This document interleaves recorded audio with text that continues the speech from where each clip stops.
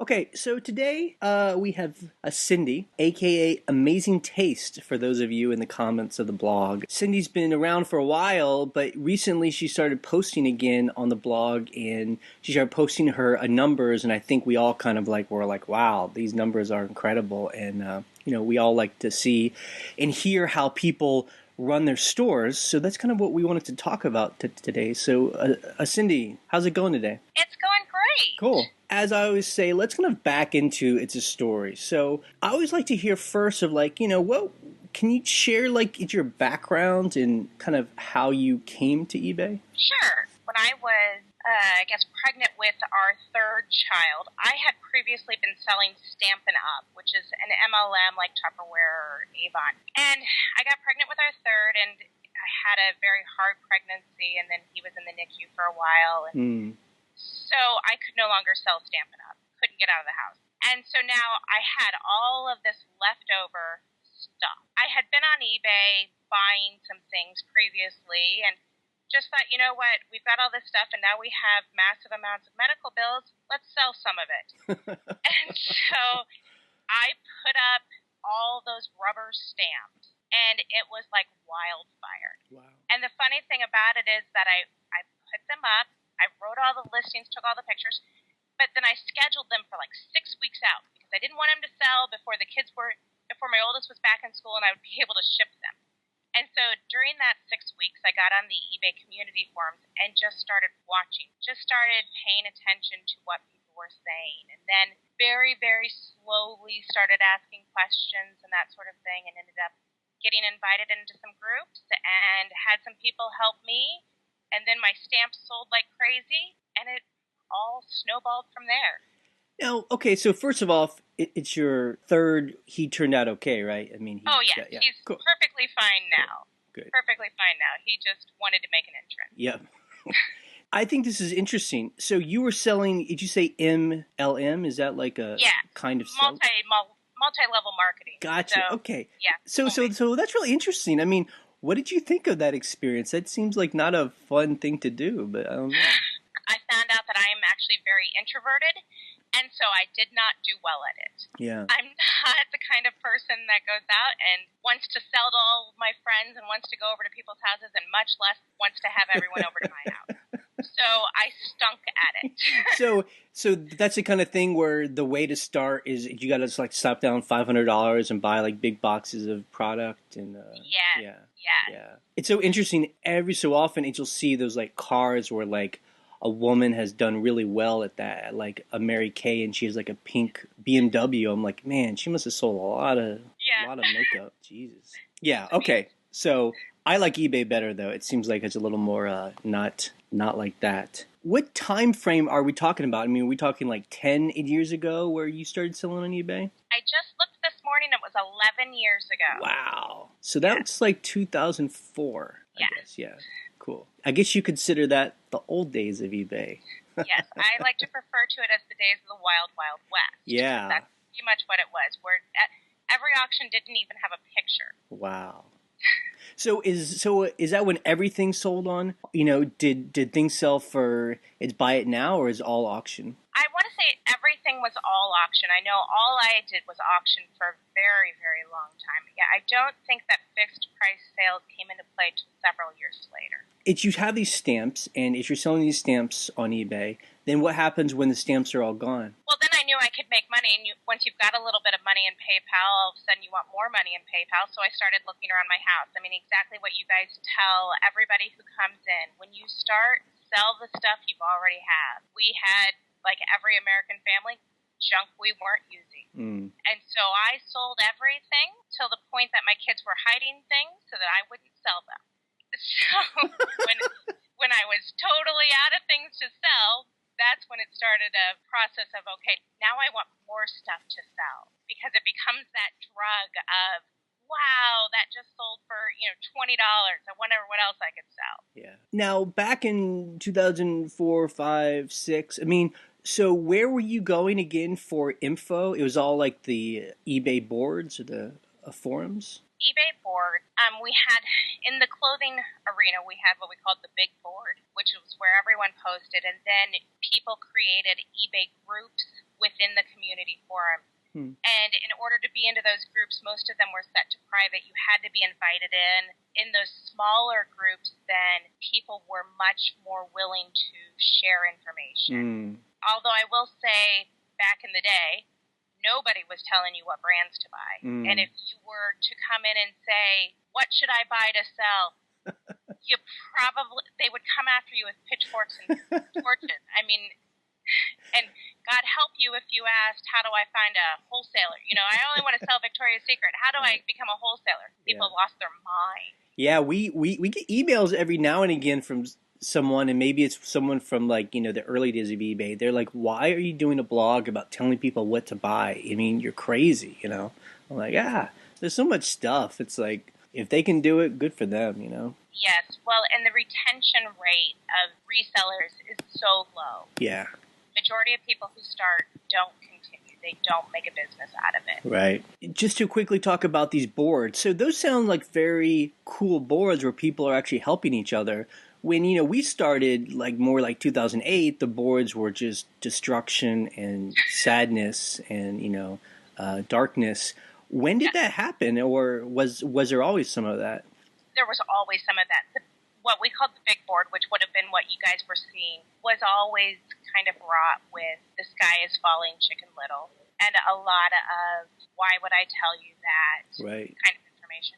It was when you could get into a smaller group of people that you saw any sort of real help going on. And I will say, I put my ID in my name on your blog, which is something that I really hesitated in doing because of experiences off those big boards.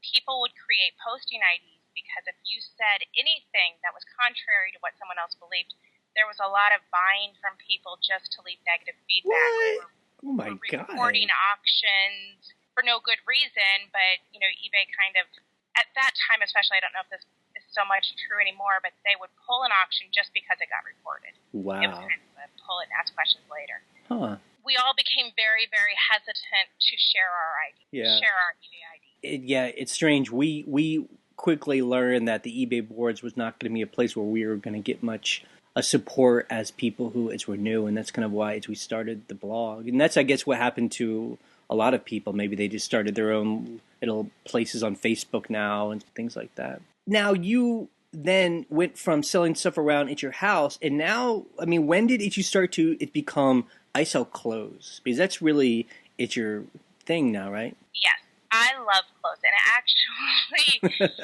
long before all of the eBay and all of that, I managed a high-end women's boutique. And so I had some background in women's fashion and brand knowledge and style knowledge and that sort of thing. I've kind of always been a clothes horse. That came naturally to me. And it's easy to ship. We live in a very, very small house, and so storage is always an issue. And so I was never going to be able to buy a vintage typewriter. But to be entirely honest, I wouldn't know a vintage typewriter from a new one. So it wouldn't have helped me if that's what I had wanted to do. So I was on these groups, and what they told me and what I would tell new sellers was, go find a seller that's doing what you want to do and stalk them. Yep.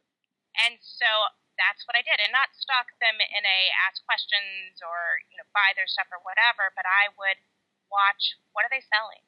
When are they listing? What are their price what price point are they listing at? What keywords are they using? And so I just stalked people, and I stalked clothing sellers because I love clothes. I love that advice, and even to this day, there are two people who we follow. They have no idea that we follow them. I don't know these people. I just love what they sell. And every day when I wake up and drink my, it's when I eat, I look at what they've added or the things that they've sold. And I've learned so much by the prices they sell, what they say about the items. I mean, I tell people, there's so much free info out there. You just have to do that. Exactly. If you can access all of the information that eBay gives you freely, you don't need any information from anywhere else. Yeah. Now, this is interesting. So, we sell a lot of stuff too, but we don't really keep a lot for ourselves. Now, in your case, is your closet full of clothes? Are you keeping a lot of stuff for yourself? No, you would be shocked. Now, I will say that if I'm going somewhere and I need to get dressed up, I might pull an item from inventory and wear it for the day. Yep.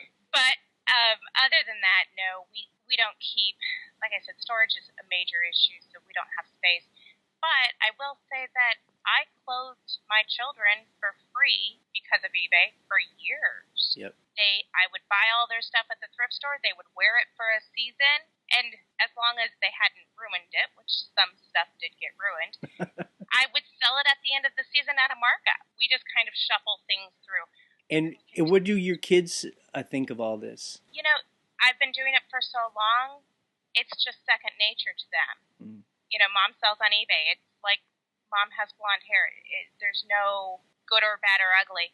Yep. They're not overly interested at this point. They are teenagers. I've tried to convince them to join me in this wonderful journey, and they're not overly excited about it. Yeah. Because it's a lot of work, and that's what your kids see. They see how much time and effort that we put into this. They know Mom's up early shipping stuff out every Saturday morning. So it's a job. Yep. And they see that. Before we kind of get into, like, let's talk about how things work. It's your husband is a part of this too now, right? Like, when did that happen? So, yes, he is. My husband was working at a corporate job, great benefits, all of those things, but he was miserable every single day. He had an hour-long commute each way and just hated it. It was a good job, all of those things, but he just hated it. And so January of last year, after listening to you guys and seeing that you can be a couple and do this together 24/7 and not kill each other, that was my main concern. Yeah. I decided that I wanted to ramp up my business enough so that he would have the option to quit. And so that's what I did. August of last year, I did $9,000 in gross sales by myself. Wow. Just to prove to him we can do this. If I can do this by myself, then we can certainly do it together. And so he quit. And probably majority of people would shake their heads at that. You know, we gave up insurance benefits, we gave up 401k benefits, all of those things. But he's home now. Yeah. And he gets to take our kids to school and go to every soccer game and all of those things that he was missing out on. And he's happier because of it. And thankfully, he loves selling clothing also. I was a little concerned. He's a guy, and so I was a little concerned that he wouldn't. Yeah. But for him, it's the thrill of the hunt. You know, it's not about a shirt. It's about finding this item for $2 that's going to sell for $200. Right. And he loves that. Now, I bet that was probably weird the first month or so. I bet that was weird. It's for him, you know, after having a work to job. And, you know, there's a whole kind of its mindset that goes with working for somebody else versus then when you work for it yourself. It's such a different feeling because no one's telling you what to do. You just have to figure it out, you know? Yes. Thankfully, we are both very self-motivated people. So getting up and getting working isn't a problem, but he would tell you that he hasn't worked a day since he quit. Wow. I feel that same way. Now, what does he tell, like, his friends, or what do you guys tell at your friends and family? Or we don't. Yeah. Anybody who, you know, is kind of just on the fringe, they don't know. Yeah. And if somebody asks, you know, then we're truthful about it and we sell on eBay. You do get those weird looks, like, really? You know? Like, as a job? Like, that's all you do? Exactly. You know, but it's the same look my accountant gives us every time we go in and we say, yes, this is how much money we make on eBay selling used sweaters. Yep. It works. I don't know why it works, but I'm so grateful it does. Yep. And the good thing is too, I think a lot of it's new people. They will email us, and they really don't think that they can do this long term. Or there's a feeling like it's not going to be, the income isn't going to be the same every a month, and it's for us. You know, the numbers aren't always the exact same, but it is really weird that we make about the same every month, and we have no control over that. It just kind of happens. I mean, has that been true for you guys, where your income has been fairly okay? It is fairly consistent, and we see a consistency in increase with the number of listings that we can put up. We do have a number that we have to make in order to pay our bills, just like you guys do. Yep. And we haven't had any problem making that number since he quit. So I do, like everybody else, have those days where, you're not getting any sales and you start to panic. And so every morning, Matt we have an Excel spreadsheet. He takes our numbers from the day before and he says, okay, how many did you list? How many did we sell? How many do we have in inventory? What were our daily sales? And he averages it out. Yeah. And so when I'm having that day where, we've had 3 sales and it's 2 o'clock in the afternoon, he says, you know what, this is our daily average.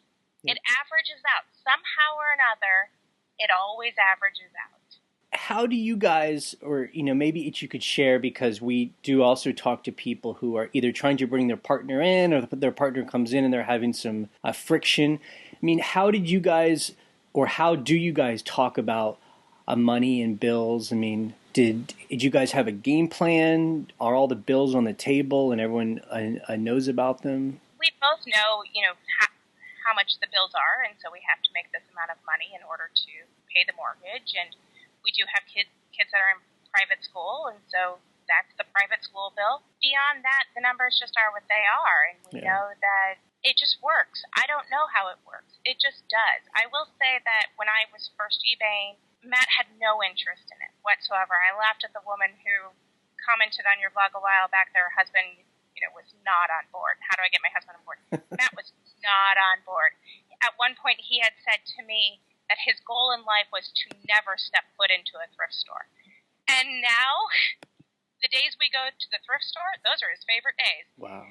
So your spouse does come around when they start seeing the money coming in. When I could pay for us to go on vacation, all of a sudden, eBay was kind of a great thing. It just works. And we have some separation within our roles so that we're not getting into each other's hair too terribly much, which seems to help. Okay, so this is a perfect point to maybe jump into, how things work for you guys, because I always like to hear how it's different people kind of run their store, because, this is where it all happens. How do you deal with all the million details that you have to handle every day on eBay? So let's, I don't know if you guys have a set schedule, but let's, just talk about how a week might start. Like, when do you guys go and buy inventory? Are there certain days? That really just depends on how much inventory we bought the last time we went out sourcing. We try to never have a backlog of inventory. And so if we've got inventory here, then we're here listing it. When that stuff is gone, then we go back out shopping. So we could shop 3 days next week. We could shop 1 day next week. It just depends on how much stuff we find each time we go out. And where are you guys mainly going to? I mean, are there specific places every time, or is this you're always trying it's new places? We have our favorite spots, but beyond that, we live in a major metropolitan area. There are so many thrift stores here that Matt's been home for 6 months. There are still stores he has never stepped foot into. I mean, do you guys try and find the more like independent thrift stores, or are you going to the Weigh and Pays at Goodwill? Or we tend to stick to larger stores because we have found we get more bang for our buck there from a time perspective. If you drive out to a little store, you might find 3 or 4 items. If we can go to a big store, then maybe we find 50 or 60 items. So for us, it works better to stay at bigger stores. Is that how you guys can go there, and then you're bringing like 2 big carts of stuff to the register? Oh, yeah. Oh, yeah. People love us. Yeah. The people behind us are always groaning, but we try to check out separately so that, if there's 2 registers open, then we're not creating too big of a backlog for the person that's just buying 2 items. Yeah. We try to be very, very aware of the people behind us. If we have an extra coupon, we're always giving it to the person behind us in line. Like, I'm sorry I made you wait so long. Here, have a coupon. Yep. Try and be friendly. And we try and do that too. If we're buying like a bunch of stuff, I'll try and like organize it easily so the person can check it out quickly. I try and help out it's bag stuff up, that kind of thing. Exactly. So is it mainly just you're going for its clothes or also shoes? We do clothes and shoes. Occasionally we get what I refer to as stuff, the stuff that, probably you guys sell more of. We're just not real good at that. Mm-hmm. We don't have a designated shipping area that is always set up. So if I have to get a box and bubble wrap something, now I'm having to bring all of that in. Right. Which is a big time restraint. So we try to stick with things that are easily shipped in a padded flat rate envelope or a regional rate A box. Are you holding on to items for longer than a week? I mean, is the goal to put it up on eBay and sell it as soon as possible, or are you willing to hold on to items? Of course, in a perfect world, everything would sell this week. The reality of eBay is that most items take a while to sell. Yep. And so they're going to have to sit. We have found when you're in the store and you're looking at an item, there is some science to being honest with yourself. How long do I have to sit on this item? Mm-hmm. If I'm buying a shirt, for instance, a shirt is sized small, medium, large. If you think about how many people wear a large versus if I'm looking at a suit jacket that's a 46 long. How many people wear a 46 long? I'm going to have to sit on that suit jacket longer than I am that size large shirt. So now I'm willing to pay more for the size large shirt because I know I'm going to be able to flip it faster. Yep. So I'm going to have my money back to reinvest faster. So that's kind of our thinking when we're in the store. And are you buying based on, if it's a winter time or summertime? Like, are you basically kind of like a retail store? No. And in fact, I would tell you that some of our best selling items in the dead of winter are bathing suits. We sell bathing suits like they're going out of style in the dead of winter. Huh. And if you think about it, here's why. When I'm going on vacation in February from the Midwest where it's snowing and we're going to someplace warm, I can't find a bathing suit if I want to. And so where am I going to go? I'm going to go onto eBay. And I'm willing to pay the premium for that bathing suit because I can't get it anywhere else. And so we're trying to stock off-season stuff. And not only do we find that we sell off-season stuff a lot, it's cheaper at the thrift store. Yeah.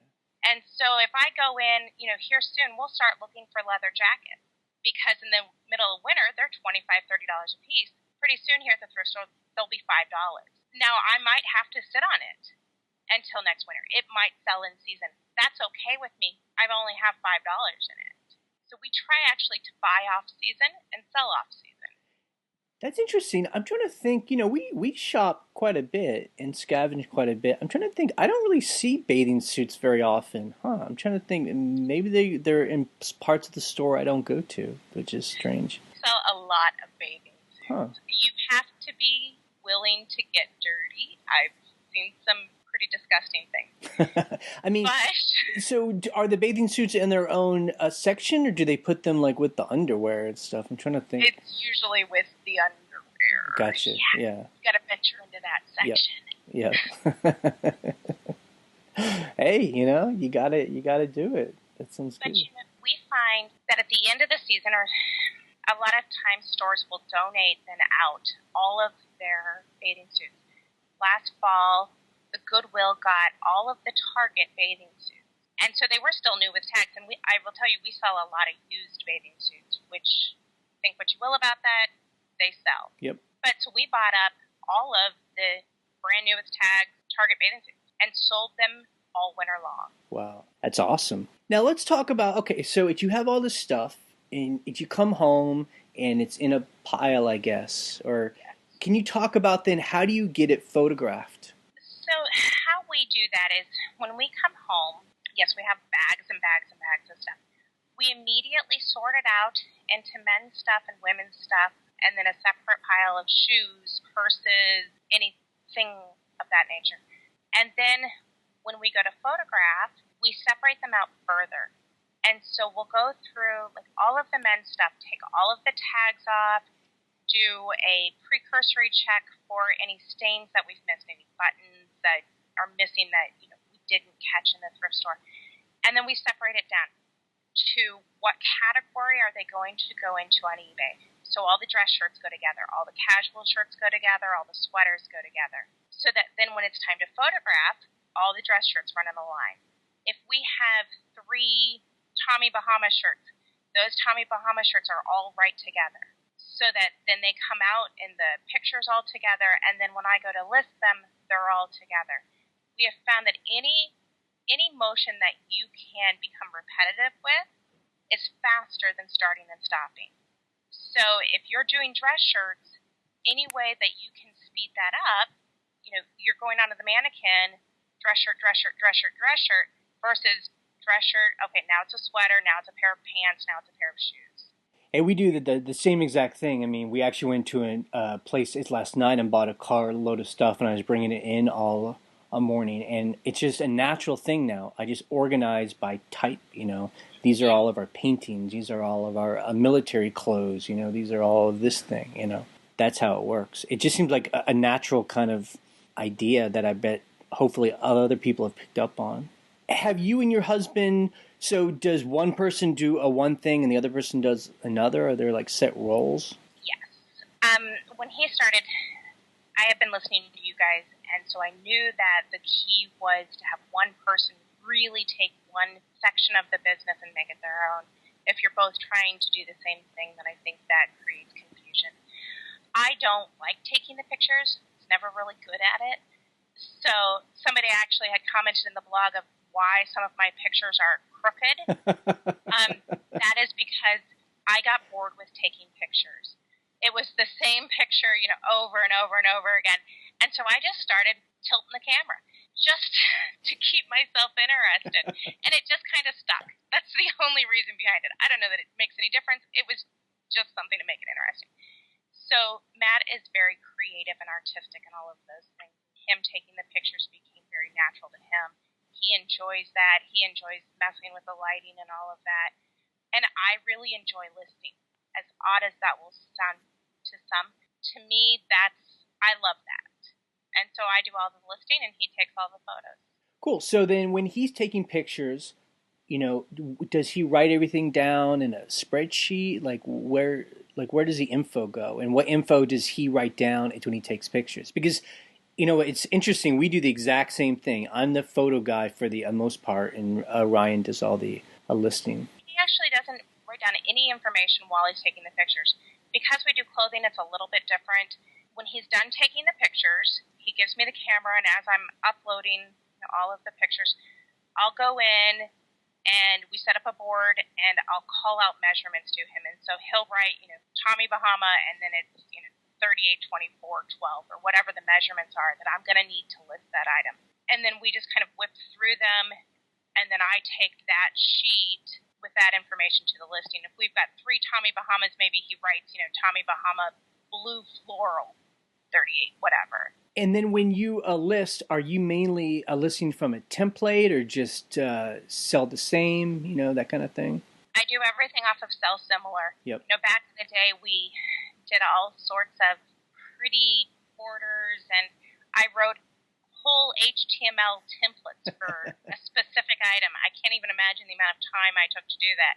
Now it's just Sell Similar. I'll try to go in, if I'm listing the Tommy Bahama shirt, I'll try to go into our inventory and find another Tommy Bahama shirt that I already have listed. Yep. And then I'll click Sell Similar off of that, because then half of the category information is already there. Yeah, it's one of the people that I follow and just kind of to learn how they sell. I mean, they sell the most amazing things and they get the greatest prices, and they don't have a template or anything. They just have they'll often just have a couple of things that they talk about in the description, and that's it. And sometimes because we have a template and we're like, man, maybe we should just dump the template and just go lean and mean, because people don't really seem to care as long as the photos are good and it's a good item, right? Yeah. What I have found is in the last few years, with the mobile phones becoming so prominent and mobile purchases becoming so prominent, people aren't even reading those descriptions. They're not even opening it up. Yeah. And so the only thing, not the only thing, but the most important thing is those pictures. What do I see on my phone? I think it's really important to go back every so often and search your items, your own items, on your phone, and to be really brutally honest with yourself. How do my pictures show up on a phone? And then recognize that on your mobile app, the first few lines show up when you click on that listing. And so those first few lines are the most important. because if anybody's reading anything, that's what they're reading. It's just those first few lines. So in a day, what is the standard amount of items that you guys are able to have up on eBay? The goal is to do 50 a day. Wow. If I have the pictures and the measurements on them, that's pretty standard for us. Yeah. But when you're selling a lot of the same thing, you have to remember with 11 years of experience, I'm not researching most items. And so I know what price this is going to sell for. I know what price point I want it at. And so it just becomes data entry at that point. Yep.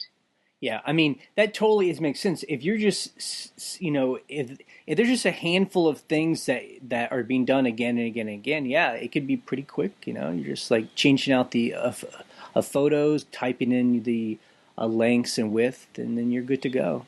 Exactly. Before we get into the other thing, I mean, that's one reason why, we started to sell just clothes and shoes and I've talked about this, and we stopped because we still do sell some clothes, but we ventured out to other things. And you guys don't get bored of just selling the same thing again and again? Or is it all about like efficiency, I guess? You know what? We don't get bored. And I don't know, maybe Matt will eventually. He's only been doing this for 6 months. But I've been selling clothing for 11 years. And things do change, the things that I could sell even 2 years ago aren't necessarily the things that I can sell today. But like I said, I love clothing. And so I was always the person that was watching the awards show to see what brand they were wearing. So that, for me, is exciting because when then I find that brand at the store, it's just like when you guys find, something that you're really passionate about. For me, it's the same thing. I think that's the great thing about eBay is you find what you're passionate about, what's available in your area, and then you go after it. Eventually we may branch out into other things. I can definitely see Matt branching out into other things and doing fishing gear and golf stuff. And I'm just not overly interested in coffee mugs or any of that sort of thing. I know. I mean, I think it's good. I do not want to say that selling clothes is bad. I'm just, it's good to hear that it's your passion about it, because that's the whole key. As long as you're interested in it, that's what keeps it's going day in and day out. Yes, I do think that clothing can be more of a grind than other things, and there's definitely, I think, more returns, more customer issues with clothing than with other things. But I still love it. I mean, the other thing I found too, especially when you're selling female items, clothes, that there's a lot of competition too. I mean, there's a lot of, it seems like that's the thing that a lot of people start out with is they start selling clothes. So there's a lot of people selling clothes. Oh, for sure. I think clothing is one of the largest markets on eBay right now and always has been. So you do have to figure out ways to make yourself stand out. You do have to pay more attention to having accurate measurements and realize that women are fickle. And so if the dog doesn't like how it looks on you, it's coming back. So, yep. But those things are just all part of the game. And, we actually found that men's clothes seem to sell better for us just because, I don't know why. Maybe because men are like, oh, I want this thing. Okay, it's fine.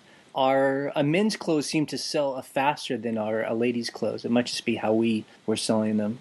Yeah, and I would say maybe it's 50-50 at this point.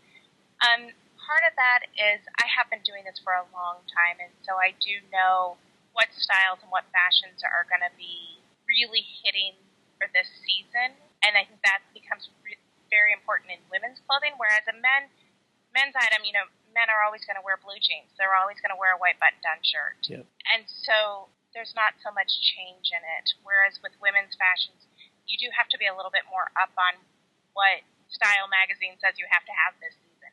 Now, I think this is interesting. So I don't think I've ever thought about this. So do you have a target market, to use a marketing term for who is buying it yourself? Is it like it's people at your age? Is it younger people, older ladies, Not so much anymore. When I was first kind of deciding that I wanted this to be my business, my target audience would have been anybody in a rural community. my parents had moved from where we are to a very rural community, and my mom is tiny, and so she wears a too petite, and all of a sudden she couldn't find clothes. They have Walmart and the farm supply store. So where was she shopping? On eBay. And it was this realization that there's a huge market of people in the United States that don't have access to their size. If I want just a red shirt, I can probably find that at the Walmart. But there for a long time, I was all about anything with a pink flamingo on it. If you could find something with a pink flamingo on it on eBay, that was gold.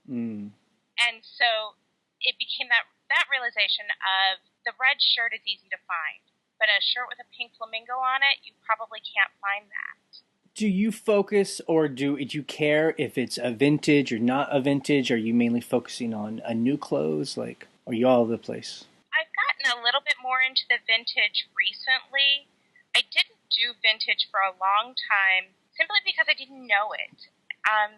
There's only so much time that you can spend in a thrift store. Our thrift stores here are generally old grocery stores. Yeah. They're huge. And so I could not spend enough time in the thrift store to go through everything. And so you start with what you know. And until I got really proficient in one area within the thrift store, I really didn't venture out.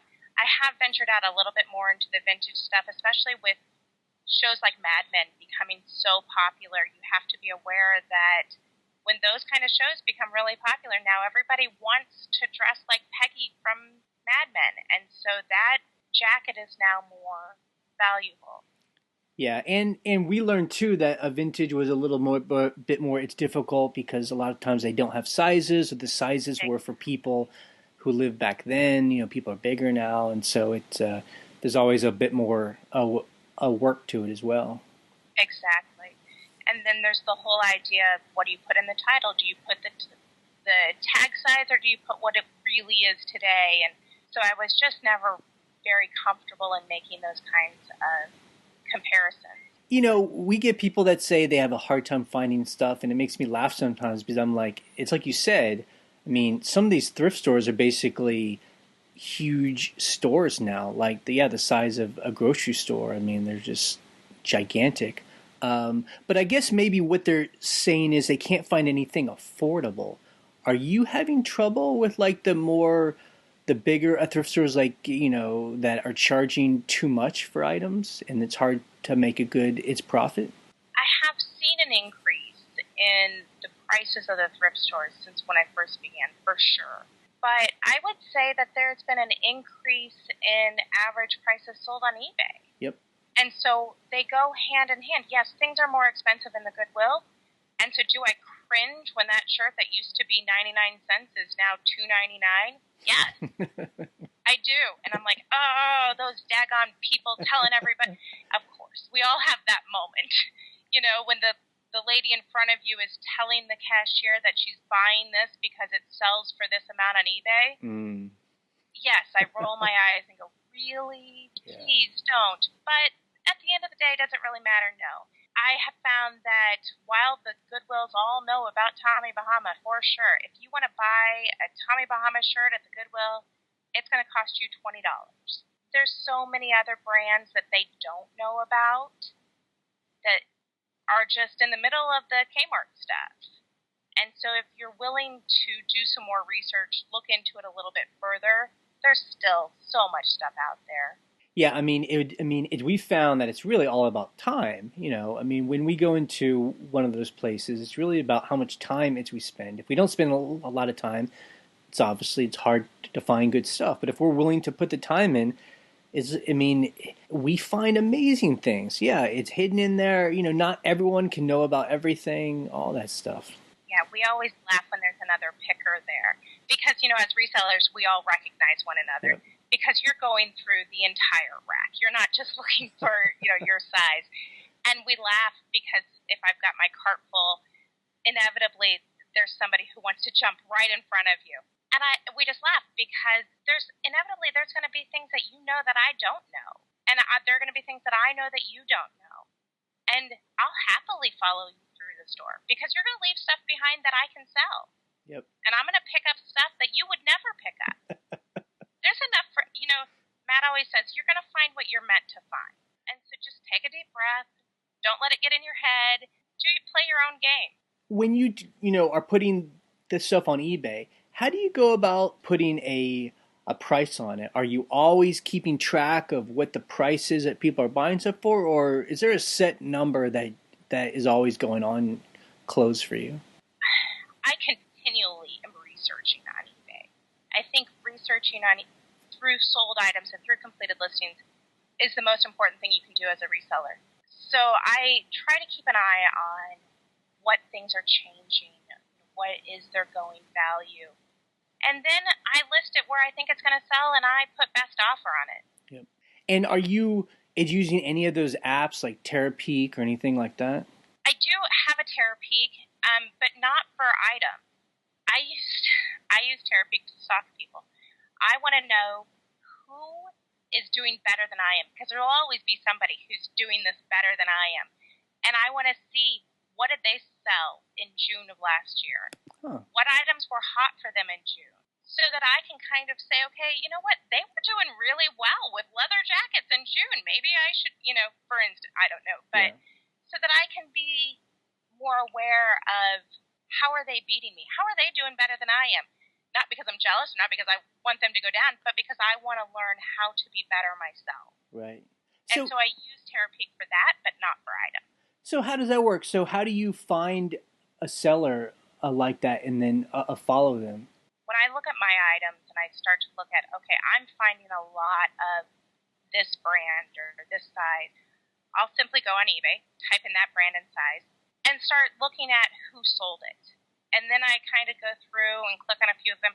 Who has a really big store or a lot of feedback? Who sold it for the highest price? And then I research them out. And then I would say further from there, I'll take that item and then narrow my search to within 50 to 100 miles of my house. Because just because you guys are finding great military wear that you sell, that does me no good because I can't find that here. Right. So if I go and I search for sellers in my area, now I know that's stuff I can find here. And so what else are they finding here that I am passing up? What are they selling that stuff for? Because I know I have a general idea of then what they're paying for it because I know what my thrift store prices are. Just makes a little bit more sense to me than looking up, somebody who's in California. I'm probably not going to find the same stuff they are. So it's new people understand. I mean, we do things wrong a lot, and we have to change up how it's do things. And really, the difference is how quickly we learn that if we've done something wrong. So, for instance, like as Ryan's been talking about how she was really obsessed with these Pendleton suits. I guess they were like from the 80s or something. These like Pendleton it's wool skirts and suits, and we just couldn't sell them. For some reason, she just thought that they'd be worth a lot, and they weren't. And she went all in one weekend and bought like so many of them, and now we can barely sell them for $10. I mean, does that happen to you guys, or? Gosh, all the time. We have things that you bring home and you think it's going to be, the golden ticket, and it's just not. It's just not. You have to be very, like I said, brutally honest with yourself. But every day we make mistakes and we bring stuff home. And, I would say anybody that's looking at our store, please don't just look at our items. Please look at our sold items because there's a lot of stuff in there that we should have never bought. But what we have found is everything does sell eventually. Hopefully we'll get our money back out of it, but it may sit for a year before it sells because we should have never bought that item. But that's how you learn. That's how you grow. That's how you build your business. If you didn't have any mistakes, you wouldn't be able to relish your successes. Yeah, I mean, I think that's the most important thing. Like we're all gonna do dumb things, but it's about identifying them as quick as possible and then changing things up. Exactly. I have a shirt that I was shipping this morning. I have one I can't find. So yeah, it happened. Yeah, I mean, we have a pair of shoes. It's Ryan found these snakeskin pumps, and we bought it. Man, it must have been 2 years ago now, and we just cannot sell these pair of shoes. I don't know, and we're just like gonna hold on to them. It's almost like we're not gonna let it go too cheap. We're just gonna wait till the right person. It almost becomes a badge of honor when it sells. You're like, yes, it finally sold. Exactly. Now, another thing too with clothes is, I would do the same thing. I would see, okay, who's doing well, and I'd have a certain people. But I started finding it didn't seem like it was a person. It was almost like a store. I mean, there are some, eBay, there are some places on eBay where they're selling clothes, but they're selling so many clothes. It's almost like they have a factory somewhere or like a warehouse. Did you notice that? I mean, they're selling like 200 or 300 items a day. And I've noticed that a lot of the big clothing sellers also take consignments. And we're not... I've had some customers email us and say, you sold me this and I love it. Would you take some consignments from me? And we're just not willing to do that at this point for the same reason that you guys don't. I want all of my own profit. I don't want to share. Right. So we haven't done that. I do notice that a lot with clothing sellers. Either they have a warehouse with employees or they have a brick and mortar store that they're selling out of also, or they're taking consignments.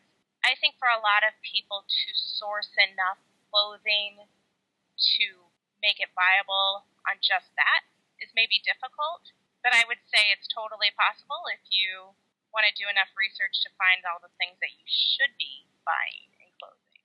So that's not, that seems to be often the next step for people that get to where you're at, is they start thinking about building the empire, and they're like, me and my husband, we could hire, my friends, my kids' teenage friends, and we could have like a little warehouse, and we could just start, we could be out finding stuff and they're putting stuff online, Is that interesting to you? No, not really. And part of the reason is I have found that nobody cares about your business quite like you do. Yep. And so I tried to bring in somebody and have them, just take the measurements. Maybe I'm overly finicky, but I found myself double checking stuff, and they were right and it was fine, but I couldn't let go of that control. Yep. And so at this point, that's not the end game. Maybe we get there eventually, but right now, our end game is make enough money to educate, feed, and clothe these children, and have enough time to spend and enjoy them these children while they're still here. And so building an empire, maybe not the most important thing right now. Maybe it will be. When they all move out, maybe we'll decide we want an empire. Yep. I don't know. But for today, that's not the most important thing. I hope that this interview could be like, or this conversation could be a document for them when they're, in their 20s or older, and they can hear the amount of work and time and thought that you guys have put into all this. Because I think that's about the 4th time that it's mentioned, this is for our kids, and that's cool. That's really why we're doing this. We both really wanted to be home with them. You always think about being home with little kids because they need you to cut up their dinner. But I think teenagers need you to be home just as much, because when a teenager decides they're ready to talk that moment. Yep. And an hour later, they may not want to talk anymore. And so if you're not there in that moment, they're not going to talk to you. Yep. I mean, I think about it's growing up. It's my dad. He'd be gone by 7 or 8 o'clock, and he wouldn't get home till 6 or 7 at night. And I think about those times, and he was, just didn't really spend a lot of time with them because of that, but he was doing what he had to do, Absolutely. And we're so grateful that this opportunity exists. Yeah. It didn't exist for our parents. They didn't have this choice. And we do. We have this opportunity. And I'm not concerned. You were talking earlier about eBay sustainability. I'm not concerned that eBay's going anywhere. I'm not concerned that, a month from now, eBay's going to blow up and we're not going to have anywhere to sell. I'm not concerned about that at all. Yeah. There will, like you always say, there's always going to be some place to sell these kind of items. There's a market for it, and as long as there's a market, there will be a venue to do it. Yeah, I think it's always weird when people start talking about how, oh, eBay's down the toilet. It's like eBay's the sixth most popular site on the internet on the planet. Like, they aren't just going to go to shit, in just a second. Exactly. And I'm always amazed at the people who get all upset that eBay is allowing companies to sell on the site. Because I always think bring them on. Yeah. If Toys R Us wants to come and sell on eBay, great. Why not? Because from a retailer standpoint, a retailer will tell you the hardest thing is getting a customer in the door. Once you get them in the door, selling them is easy. It's getting them in the door. That's why Walmart puts out an ad with loss leaders in it, because they want you in their store. And so if putting Toys R Us on eBay gets people onto eBay, great, because chances are once they're there, they're going to look for something else. They're going to say, you know what? I was thinking I wanted a new whatever, or I wanted an old knife, or I've been looking for this stuffed animal for years. I wonder if that's on here. They'll search for something else. Yep. Whatever brings people in, I'm all for it. Yeah, I mean, I often think that the worst idea that people have, and they'll email us about this, is like, why don't you just start at your own website so people come and just buy directly from you, and they buy all of it's your own stuff and nobody else's. And I'm like, that's the worst idea. Then I have to run this website.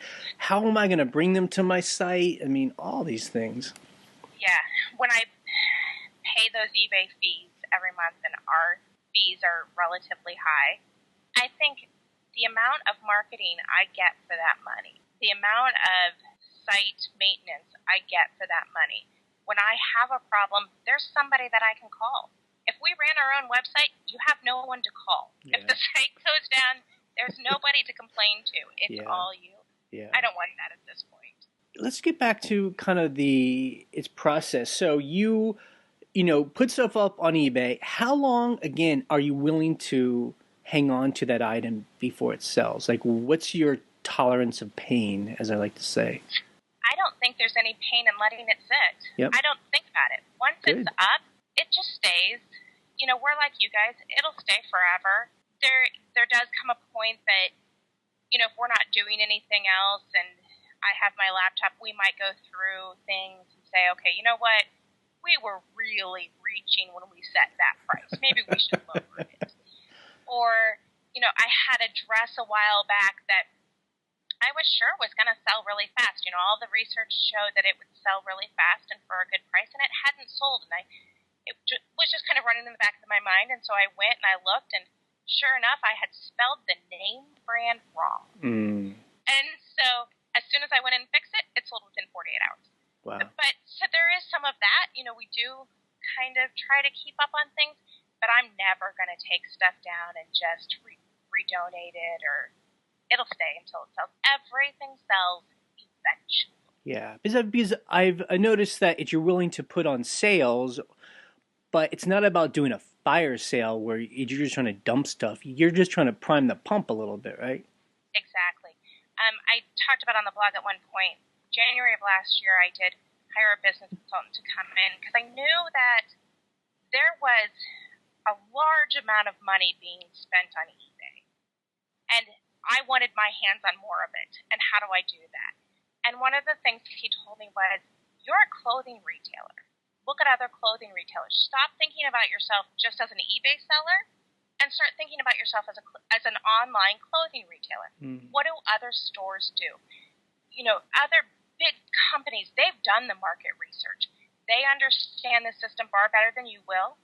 And so use their results. And so what do I know about clothing retailers? I know that JCPenney's went in and they said, we're just going to put out our best price, and we're never going to run a sale. We're not going to have a Black Friday sale. We're just going to put our best price. And what has happened? They're going bankrupt. Because what they learned was what Kohl's always knew.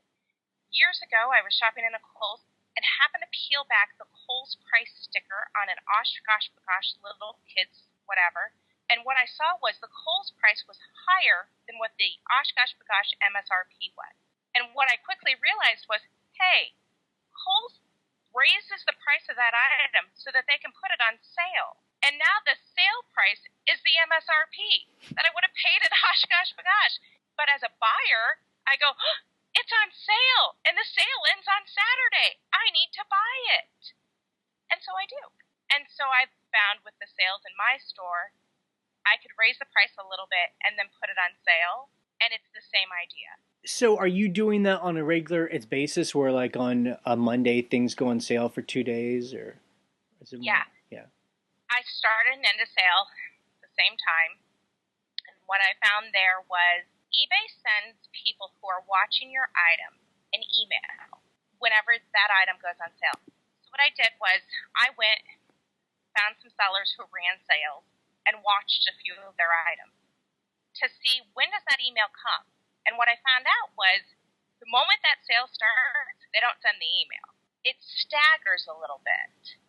And so what I realized was I needed my sale to last long enough that the buyer would get the email saying this item is now on sale, but short enough that they would feel that sense of urgency to buy it. Because what I found out was if the buyer went in, saw it was on sale, but that sale doesn't end until May, they're not buying because they think I'll come back. Yep. But they never do. And so I needed it to end soon enough that they would have that sense of urgency. So is that like a week or how long? I run my sales for a week. Gotcha. Now, is that the perfect amount of time? I don't know. You know, the perfect amount of time might be 3 days. It might be 10 days. It might be a month. I don't know. I can't say with any certainty. I haven't done it long enough to flesh all of that out. A week seems to be working for us right now. If it stops working, then I'll try a different way. But so then you'll have a sale for a week and then it's not do a sale for a month, or is there a set time where you do it? Nope, that sale ends and I start another one. Oh, really? So is it a sale on something like by a certain type of item, like category? Nope. I put the whole store on sale. When we set our prices, we set them knowing that we're going to put them on sale. And so, you know, if that item gets listed the day after the sale has started, it's going to sit for a week at that high price. And you know what? Sometimes it sells. Yeah. And that's great because that's just gravy. But we set that price knowing that sale's going to start next Wednesday. And then what is the price going to be? And so you just figure that into your price point. Yep. So do you put things on sale and allow people to do a make offer? I do, and here's what I found. People just love to make an offer. Yep. And so, you know, but as long as I've set my price so that I know my actual price is at, you know, 25% off or whatever margins I'm working with this month, that kind of varies depending on what's in my store. There's still a little bit of wiggle room there for best offer. And so I add best offer to everything. I never set an auto decline. I think that's crazy. Yeah.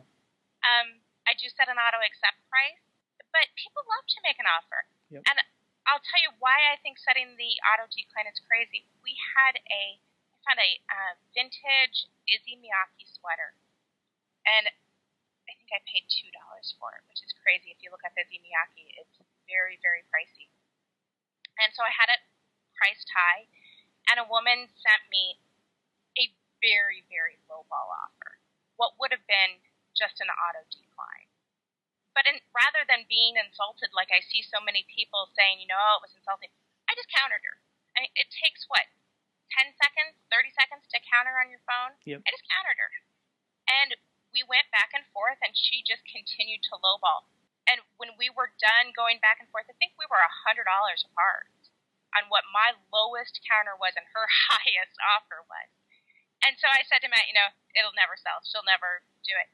2 hours later, she bought it at my lowest price, which was $100 more than what her offer had been.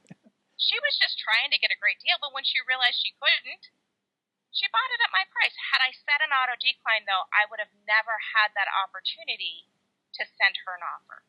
I would have never made the sale. I mean, that happened to us. It's last night where someone sent us a really low offer on a lamp we have. And it's what I do if someone sends me a really low offer, I just counter it where I just barely come down. So I do the exact opposite as they do. You know, I give them a really low thing, and then he bought it at the price I wanted. It was almost like he was just trying to see if there was a robot involved or something to test the waters, you know? Yeah. And I think, when you go to a yard sale, don't you throw out the lowball offer? Sure. And why would we expect our customers to not throw out a lowball offer? Right. I'm almost a little bit impressed when they do. Like, doesn't mean I have to take it. Yeah. Doesn't mean that I can't say, no, we're not going to do that. Yeah. But I always appreciate the offer. And the other thing to always remember is that anytime your items are seeing action, Cassini rewards that. So if your items are getting offers, Cassini rewards that in your search results. Search results become very important when you're a clothing seller. With you guys, when you're selling an owl sculpture, how many vintage owl sculptures in those colors are there on eBay? If you're, first or you're fifth, it doesn't really matter. You're on the first page either way. If I'm selling a, Land's End shirt, then that thing could be on page 12. And the buyer's never getting to page 12. So anything that I can do to raise myself in search ranks, I want to do. And anytime those items are getting offers, it raises them up in search ranks. Yeah. I mean, that's why I think we started to try and find the more special items, because I think we were getting a bit scared because of the because it's clothing. There's a lot of people selling clothing. So my hat's off is to people who sell just it's clothing. It's a tough game. It is a tough game. And I think that, like I said, there is a bigger grind involved in it. Yeah. Our profit margins are never going to be what your profit margins are, ever. But so we're going to have to sell more quantity in order to make the same amount of money. Yeah. You guys average $40 to $50 on any given day. Our average price is right around 20, and so I've got to sell 2 items for every your one. But I don't know vintage stuff. I don't know a good painting from a painting that your kid did. And truthfully, I'm not going to do the research to find out. Yeah. I know, I look at your stuff and I go, yeah, that's really cool. If I saw it in the thrift store, I wouldn't know it was cool. I think that's the thing too, though. It's this equation. So our items might sell, it's for more per piece, but we probably put in, 5 times as much time into making sure we get that price. So it's, Yes. And you're putting a lot more time into researching that item. Right. At home and cleaning that item exactly. and packaging that item. Right. Yeah. And so I play quantity and you play quality. Right. But the part of the equation that has to work for both of us is the excitement about doing the item we're trying to sell, like that has to be part of the equation, Yeah. I often say that you guys sell Angus beef steaks. Yeah. And we sell hot dogs. And so if you're selling black Angus steaks, your store can be on the outskirts of town. People will wait for it. If I changed my handling time to 6 weeks, nobody'd buy it from me. Because you can go anywhere and get a hot dog. Yeah. But if I want this steak, I'm willing to go to this restaurant and I'm willing to wait an hour for a table. Because it's going to be this great meal. If you're selling hot dogs on the street corner, you better have that hot dog ready right now. Because I can go to the next street corner and get it. The competition is just so much more. Yep, you definitely have to know it's your audience. So, because the questions I have now are more like, again, to break down how it do things. So, if you talk about having a small space, so, a smallish house, where do you store everything? Is there a basement, like one room? We have Rubbermaid bins. If you look at our listings, the last 2 characters are a letter and a number. That letter and number indicates what Rubbermaid bin that item is in. And we have Rubbermaid bins throughout our entire house. I dream of the day when our living space is not being taken over by eBay. It's completely taken over by eBay. That's the cold, hard, honest truth of it. But it is what it is. I mean, that's it's funny because we're always struggling with that too. I mean, we even have a storage, but it can't, when you sell a lot on eBay, it seems like you just can't not have stuff in in the home, it seems like. Yeah. Some days we'll have, I don't know, maybe we'll buy a bigger house with a basement and everything will be neat and tidy in the basement. That's not today. So today there's a lot of Rubbermaid bins. But I'll tell you that nobody in my house seems to care as long as they can see the TV. So as long as the TV is unobstructed and the refrigerator is unobstructed, they're all good. And, you know, I guess at this point in life with 3 kids, I mean, are you guys probably not having a lot of people over to entertain? I mean, we don't really entertain. We don't entertain. Yeah. Right. Like I said before, I'm a huge introvert. This interview is enough interaction for me for probably a good month. Now, so no, we're not entertaining. Now, if your husband did have like a corporate job and it was probably important to be in an urban area, I guess if your kids are going to a certain school, so that's important, but could you move to maybe a less dense area where homes are cheaper and, you know, life is cheaper? We have talked about it because the cost of living in the major metropolitan area is clearly higher than living in a rural community. I don't know that we could do what we do and sell clothing the way that we do and not live in a major metropolitan area. I don't know that we would find the volume of stuff that we find here in other places. That's not to say that we couldn't sell something else. I just think that we would have to branch out into other areas. Right. You know, we would have to learn antiques or learn fishing lures or learn, you know, vintage clothing or whatever. I don't know. I know when I've shopped in rural areas, I don't find the level of stuff that I find here. Well, I've often, you know, because I always talk about this, it seems like in America, home prices are really expensive if you live within about an hour of a city. But it seems like once you get to about an hour and a half outside, I mean, prices just plummet because, you know, it gets to be too far for people to drive in every day. But for people like us, you could drive an hour and a half, right, to a city and, you know, do a shopping day and then come back. Yeah. And eventually, you know, once all the kids are out of school and everybody is sufficiently on their own, paying their own bills, then we could move, you know, an hour west or an hour south or whatever. And, Right. yeah, just make the big drive in and shop for, you know, a day or whatever and then go back home. Yep. It's just today, because of the kids' school, Yep. we're stuck here. Yeah. Well, it sounds like it works, so. Okay, now selling clothes, you even admitted that its returns are higher normally for clothes, just because people try them on and they say, I don't like it, take it back. And that's not a big deal, you know, because very often they'll pay for the shipping. It's both ways. But so how do you deal with its customers and its returns at the volume that you guys sell? I think first and foremost is you don't take it personally.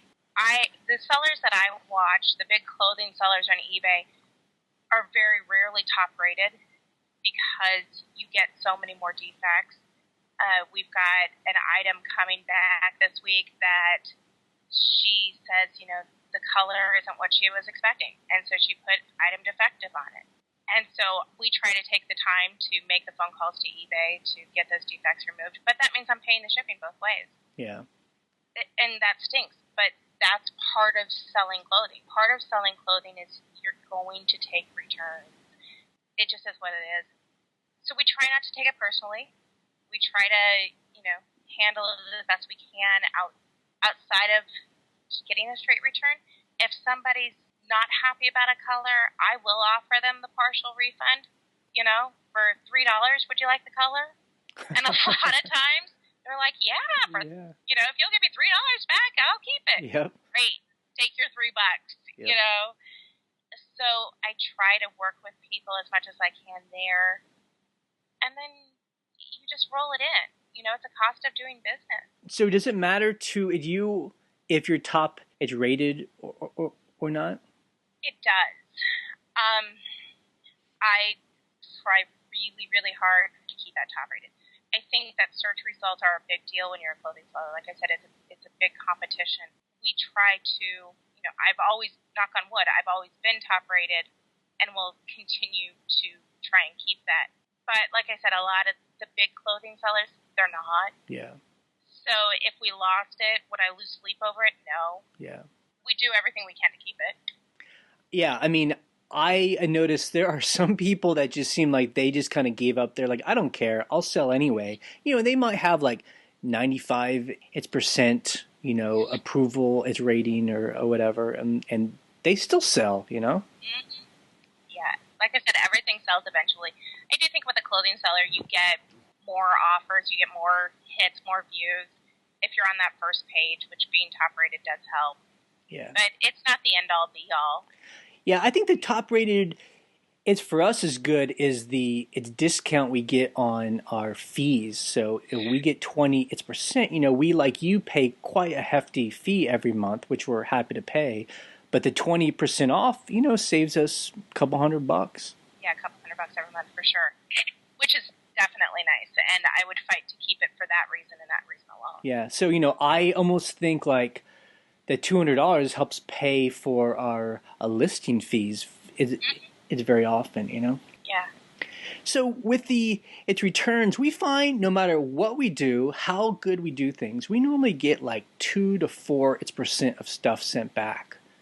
So it's for every 100, we get 2 to 4 things, depending on a month. No matter what. I mean, is that about what you get, or is it more for clothes? I would say that our return rate is higher than that. Yeah. I'm trying to think of percentage, but I really don't know. Yeah. We ship out, somebody will do the math for me, we ship out probably 120 to 150 items a week, and we probably get back 5 or 6 every week. Oh, okay. So it's good. not super duper high, but that doesn't take into account anybody that I have just said, here, take some money, keep it. Right. Or, inevitably, when you sell at this kind of volume, you're going to miss stuff. And so I'll send something out, and, one of my good eBay friends, I've met some great people on eBay over the years that have become some of my very best friends. And she laughs that she sent out a shirt, and the buyer was like, yeah, there's ketchup all down the front of it.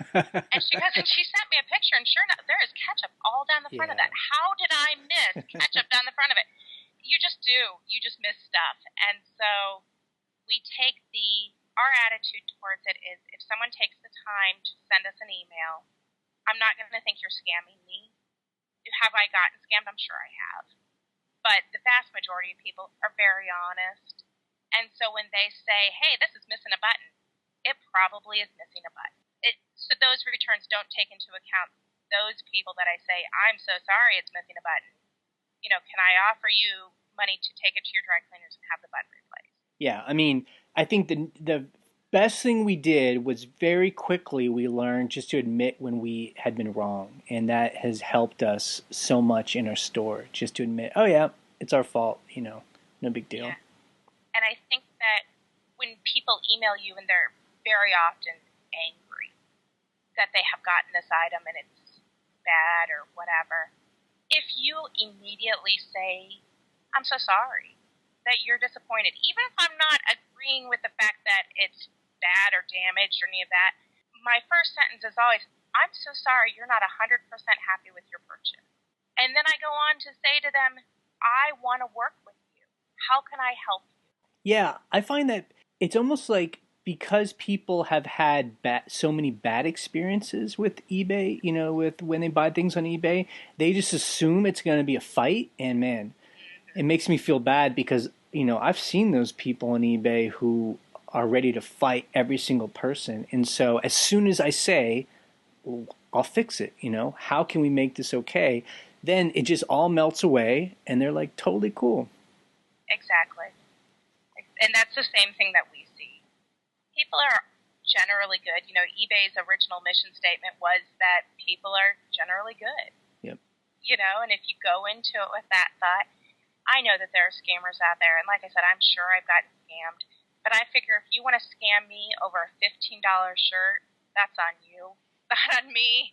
That's your karma to deal with, not mine. Yeah. And it's not worth me losing sleep over somebody who's upset. People used to upset me a whole lot more than what they do now. Now it's almost become funny. Yeah. The person that's going crazy over a $15 item I try to remember that if you're that upset over a $15 item, your life probably isn't that good. Grateful that I don't get that upset over $15 items.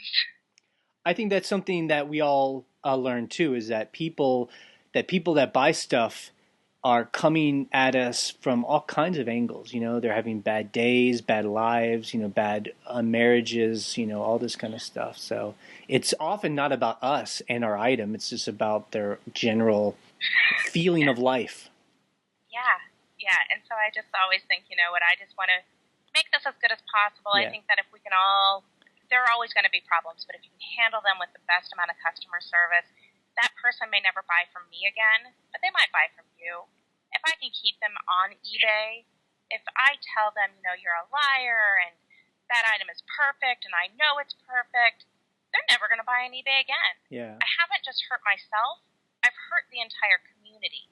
Yeah, and I mean, and very often too, the way I think about it is, these people are just angry about something. So I'm just like trying to get out of their way as quick as possible so they can focus their anger on somebody else, If I make myself too big of a target and want to get into it, it's with them. It's almost like they enjoy it. They're like, oh, good. Here's someone that wants to, They're just looking for a fight. Yeah, it's on. But I do like that idea. Yeah, I just try and give people a good experience so they'll come back, And that's why I'm glad that eBay does punish the people that sell on eBay that don't treat customers well. I mean, I want those people gone because they're hurting my business, because that person that buys an item that has a bad experience might not buy again. Exactly. Yeah, and I heard just this week, I was on the phone with customer service, and there's going to be a lot of changes come through this year. They got the new CEO. I was told that, and I don't know if this is going to end up being true or not, but instead of just 2 seller updates this year, we will have 3. Wow. And part of that is dealing with the return policies and the defect ratings and all of that. So there's going to be some changes coming to that, supposedly. Yeah. That's not Bible. That's just what a customer service rep told me. Who knows? But yeah, I think that eBay does work really hard to make the process as good for both sides. And I think if we can all remember that most of your transactions go off without a hitch, most transactions people are happy. It's that small percentage that get under our skin that make us think, Yeah. And I always think too, I don't have control over the other person. I just have control over how I react to it, Exactly. And so that's where we try and focus on. Yeah, I tell our kids all the time, change your perspective, change your life. Yeah. If you can change your perspective of a situation, then you change the situation. And when I see people like come on our blog and, and I see it on the eBay boards too, I mean, they're always talking about scammers.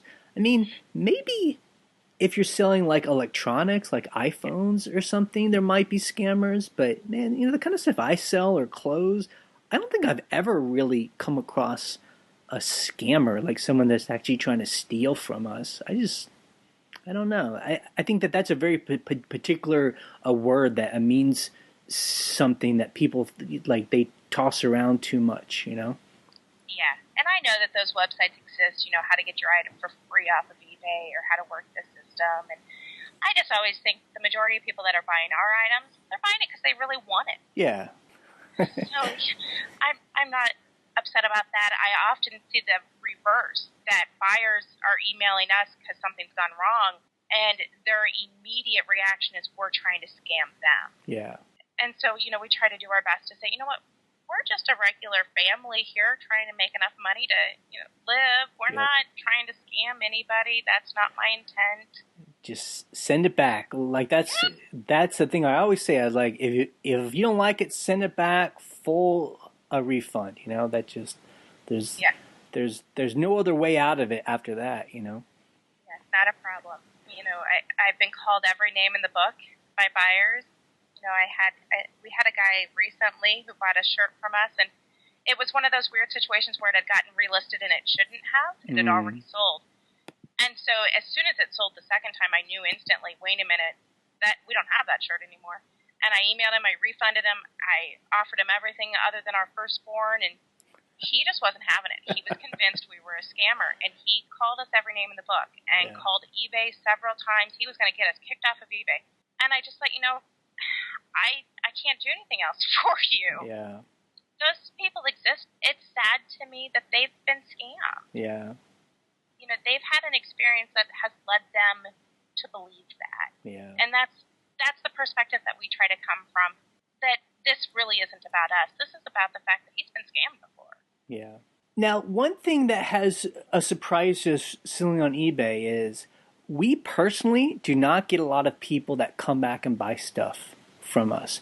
And I don't think it's because we give bad a service. I just feel like that's kind of the nature of eBay in our experience, where, you know, someone isn't really buying from our store. They're just buying an item. So they're just doing a search term. They aren't really buying specifically from us. So the next time they buy, they aren't trying to look in our store. They're just doing a search. And if we pop up or not, that's just a random thing.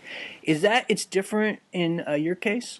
To a certain extent it is. And I think it's because I sell, you know, large shirts all day long. And there are still brands and sizes that I'm selling that I was selling 11 years ago. Women tend to come back, I think, more than men, although I haven't sold men's clothing as long. So I do have a handful of people that absolutely will come back. But I think where it's different is if you guys have, you know, this vintage item, you may never have that item again. And once I have that vintage typewriter, I don't want another vintage typewriter. Right. I've got it. I'm good. You know, whereas if I'm looking for this brand of jeans, I may want that brand of jeans again. So we do have probably a higher rate of repeat customers, but I think that falls in line with what we sell. Right. I guess if you're able to find the same thing over and over again, then people will say, oh, that's a person that is always, you know, having that same item. Yeah. We've had some people that have come in and done big purchases. You know, they'll buy 10 items from us all at once and then come back the next season and buy 10 items again. Because they know that we're going to give them a break on the shipping. You know, at that point, I'm only charging you the exact cost of the shipping. They know that they're going to get it. They know that if there's a problem, I'm going to take care of it. So we do see that a little bit more probably than what you guys do. So I should have asked this earlier in the conversation so people could kind of get a sense of the size of your store, but could you briefly just say the kind of numbers that you guys deal with? Like, what kind of inventory do you have at any one time, and how many items are selling every week?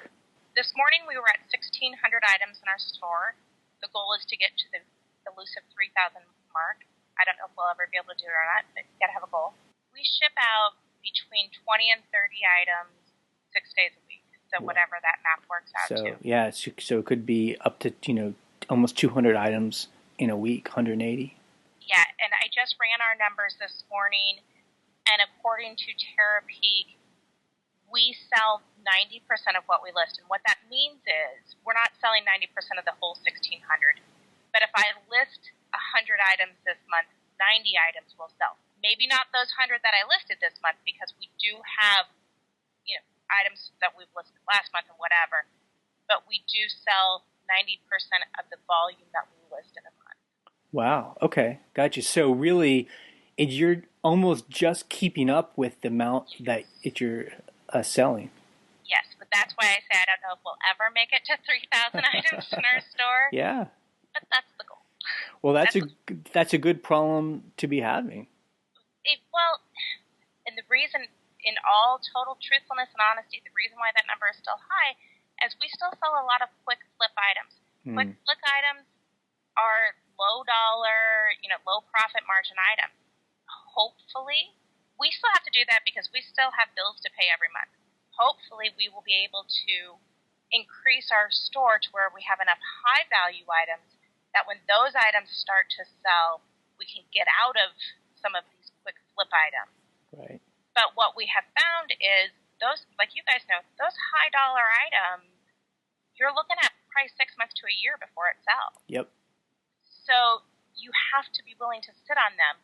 They're harder to find. Yep.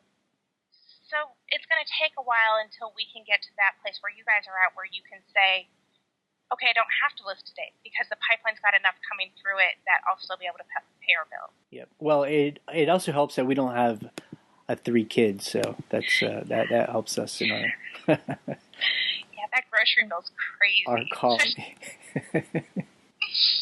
We don't have a scratch and dent grocery store. Yeah. So. And, it's like I said, we can spend $200 and live like kings. I'm sure your milk bill is $200 a month.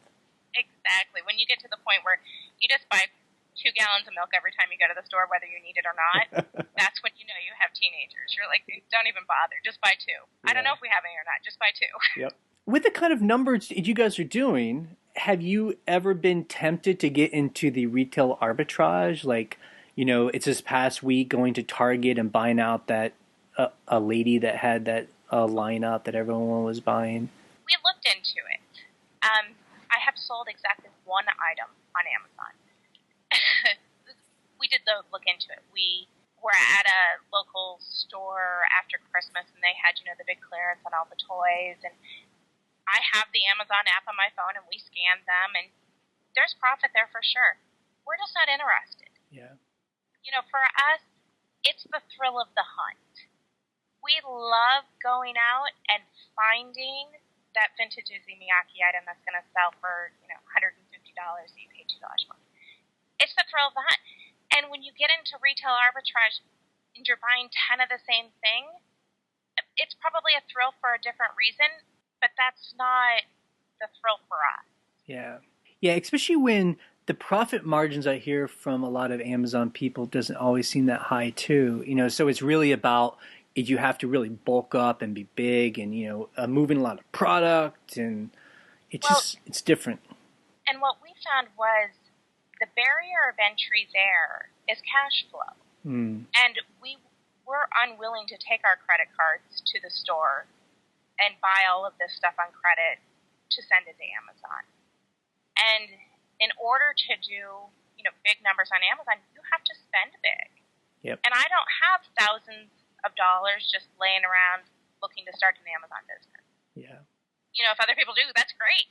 Yep. And I think that's a fantastic way to go. If you have it and you're excited about it, that barrier of entry was just not something we were willing to do at this point. Yeah, it kind of reminds me, kind of getting back to right when we started to talk, when you were talking about getting into the it's level, it's marketing. Sometimes Amazon feels like that because it is a big barrier to entry. You have to be willing to invest quite a bit up front before anything even sells. Even though it's level on marketing, but it feels like that. Yeah, we've gotten spoiled by the eBay profit margin, and so to go to a 10% or 20% profit margin, I don't know. I don't think I could do that. Yeah.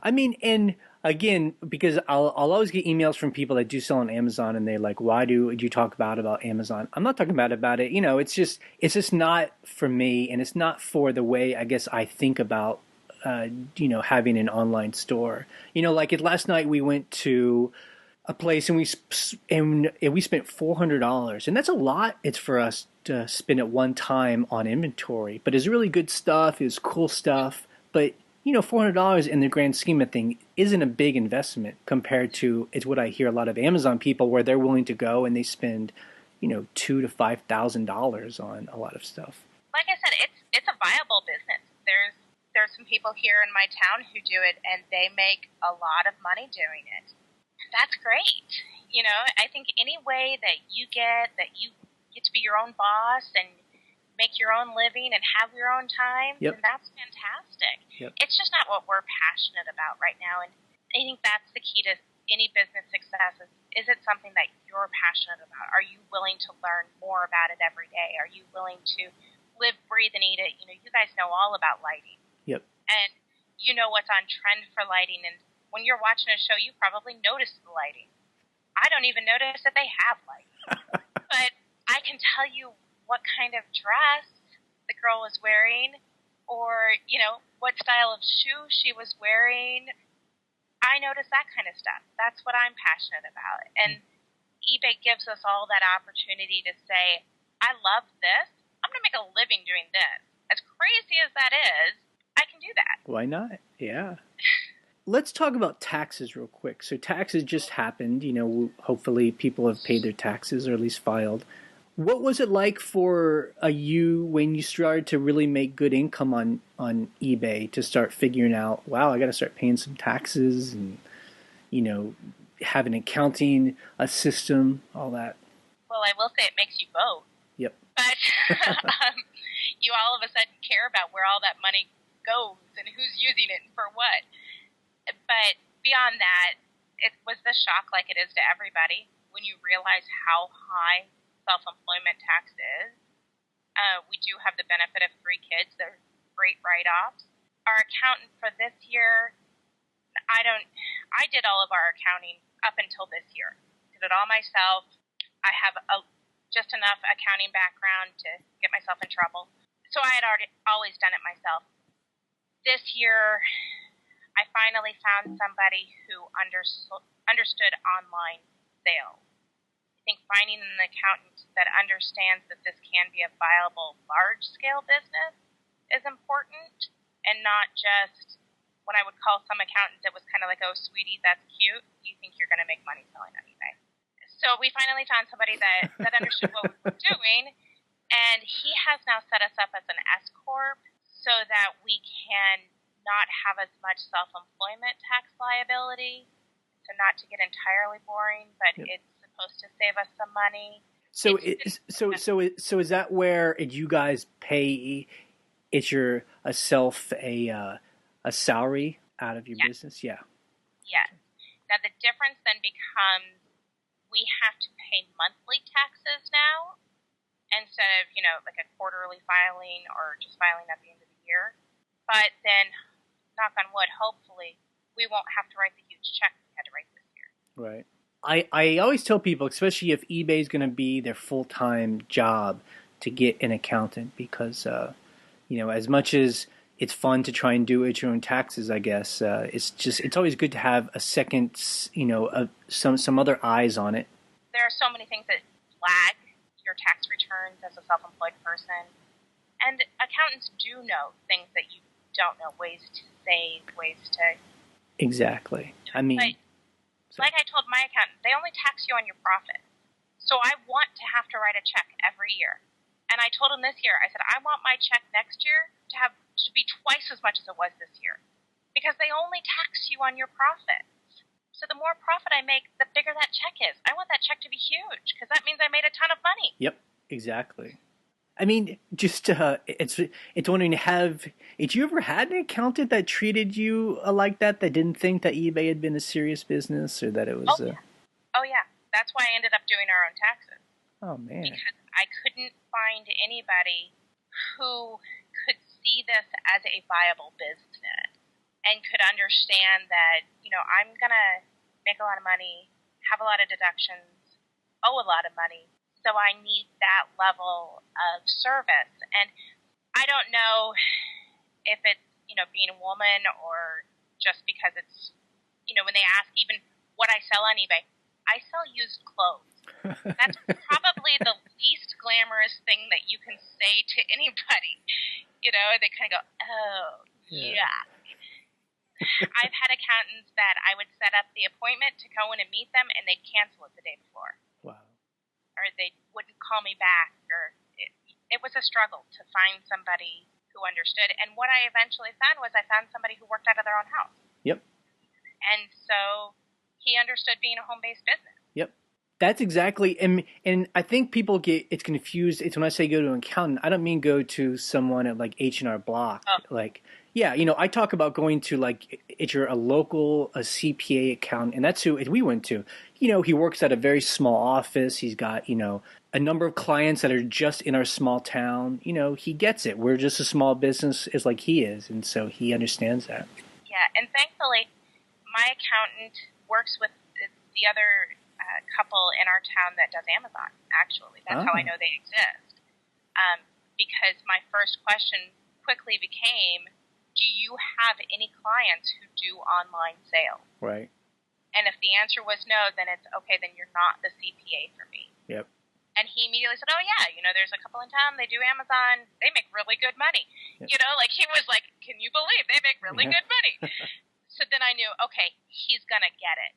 He's going to understand online sales. He's going to understand what that means, the deductions that come with it, all of those things.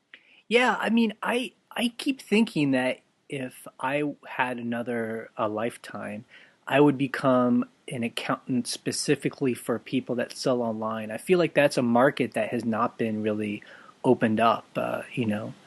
Everyone asks us that. They always, especially around tax time, they're like, "Who should I get as an accountant? Can you suggest someone?" I'm like, "I have no idea." Like, there's, Look at my town. I don't know. Yeah, right. Yeah, I'm trying to get the guy that I worked with that helped me grow my business. I'm trying to get him to set up just an online site to help other online sellers grow their businesses. Huh. And I said, there's so much that we just think we're just little online sellers. And you're not. You're a business. Yep. And so, he worked with Fortune 500 companies and charges thousands and thousands of dollars to do consulting for them. But the same rules that apply for Panasonic apply to you and me. The same basic principles apply. How do you monetize? How do you become more efficient? How do you reduce your loss? The same kinds of things always apply. And so when he worked me down through all of those questions and all of that, I really did see a huge increase in my sales. So yes, I'm trying to get him to see there's this huge untapped market of people who want to have online businesses. I think that's a good thing. All right, the last question I had was kind of at your goals. I mean, I think we all get to that point where, okay, I can sell on eBay. I'm making a good amount of money every month. My bills are being paid. But I know for us, we kind of realize like, okay, this is kind of it, like it's just more of this. But we always try and have goals in our life, and that's why we try to sell different kinds of items. I mean, do you guys have like any kind of short-term goals or long-term goals that kind of keep you motivated? Well, the short-term goals are all the kids. We have the one that's getting ready to head off to college, and so wow, that'll cause you to panic. Yep. Panic and cry at the same time. So the short-term goals are all about getting them through school. Long-term, we want to create this business that will run like you guys, is that we can not have to list today. We're going to get done here and I'm going to go list today because that pipeline isn't big enough for our profit margin. And so we're still, kind of in the building it up. And then beyond that, it's always about learning and growing and learning new product lines and seeing what's going to be out there for next season. As a clothing seller, I was on style.com yesterday looking at what the fall trends were going to be. There's always a color that's going to be big, a style that's going to be big, and I'm sure that's very boring to you, but it's so interesting to me. And so I was online looking at all the designers and what's going to be big for next season. That's exciting to me. Always learning those new brands, watching other sellers. We hope to be able to help other sellers. I have had several people email us through eBay from your site, and happy to help. We don't know everything for sure. We're still figuring it out. We're still trying to be better. I lost an item, like I said, this morning. So, hoping to always get better. It's not just about money, though, and it's not just about growing a business. It's about having a better quality of life for us, being able to spend more time with these kids before they leave us. And thankfully, we enjoy eBaying, so it doesn't feel as much like a job. Yep. That is interesting, the idea. I guess maybe that's one thing we don't have because we don't have kids. We have to create other kinds of goals. But yeah, I can imagine having 3 kids especially. That's a huge, it's motivator, Yeah. Huh. They continue to grow and need new clothes, and they continue to want to eat. So you work. Huh. Cool. Well, you know what? I can say for sure this is the longest conversation we've ever had with another person on our podcast. We're almost at 2 hours here. Amazing. But it's because, we had a lot of, I love talking to other people that have put as much time and thought into this as we do. Because, that's one reason why we started this podcast was it felt very isolating because there weren't other people we could talk to who think about this all the time. I mean, we talk about this when we're driving in the car. We talk about this over dinner because it's so interesting, you know? So it's always good to find other people like you guys that do this. Yeah, we have said now we have to come to where you are for vacation. It's not really our style of vacation, but we're going to have to come because we so enjoy listening to you guys because then we're like, and did you hear it? He said this, and what do you think about that? Like, I thought that we were the only people that ever thought these things before. Exactly, yeah. exactly. Yeah. They're thinking the same thing we're thinking. It's cool. Well, okay. I will let you go to actually get to work on a Saturday, but that's what a good eBay person does, and it doesn't ever stop. A Saturday is the same as a Monday, as a Wednesday, Yep, it sure is. Cool. But I love every minute of it, and I wouldn't have it any other way. Yep. Okay, Cyndi, have a good day. Thanks for coming on. Thank you. Bye. Bye.